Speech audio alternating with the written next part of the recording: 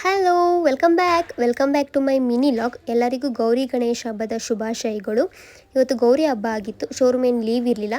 So ಪೂಜೆ ಎಲ್ಲ ಮಾಡಿ ಆ್ಯಸ್ ಯೂಶುವಲ್ ನಾನು ಆಫೀಸ್ಗೆ ಹೊರಟೆ. ಇದು ನನ್ನ ಹಬ್ಬದ ಲುಕ್ಕು, ಫೈನಲ್ ಲುಕ್ ಹೇಗಿದೆ ಕಮೆಂಟ್ ಮಾಡಿ. ಸೊ ಆಫ್ಟರ್ನೂನ್ ಆಯಿತು, ಆಫ್ಟರ್ನೂನ್ ಲಂಚಿಗೆ ಬಂದೆ ನಾನು.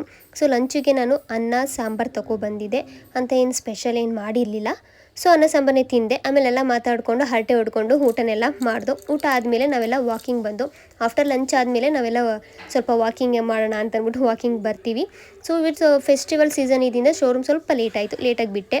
ಸೊ ಲೇಟಾಗಿ ಬಂದಾದಮೇಲೆ ನಮ್ಮ ರೋಡ್ ಹತ್ರ ಬರ್ತೀನಿ, ಏನು ಜನ ನಾಳೆ ಹಬ್ಬಕ್ಕೆ ಎಷ್ಟು ಜನ ಎಲ್ಲ ಫೆಸ್ಟಿವಲ್ಗೆ ಸಾಮಾನೆಲ್ಲ ತೊಗೋತಾಯಿದ್ರು. ಅಲ್ಲಿಂದ ಬಂದು ನೋಡಿದ್ರೆ ಮನೆಗೆ ನಮ್ಮ ಡಾಲು ನಾಳೆ ಪೂಜೆಗೆ ಎಲ್ಲ ರೆಡಿ ಮಾಡ್ಕೋತಾಯಿದ್ರು.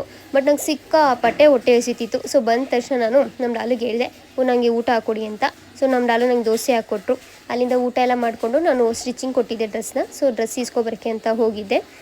ಬಂದಾದಮೇಲೆ ನಮ್ಮ ಡಾಲಿಗೆ ನಾನು ಮೆಹಂದಿ ಬಿಡ್ತಿದ್ದೆ. ಅಂತ ಎಕ್ಸ್ಪರ್ಟ್ ಅಲ್ಲ, ಬಟ್ ಸಿಂಪಲಾಗಿ ಬರ್ತೀನಿ. Thank you for watching.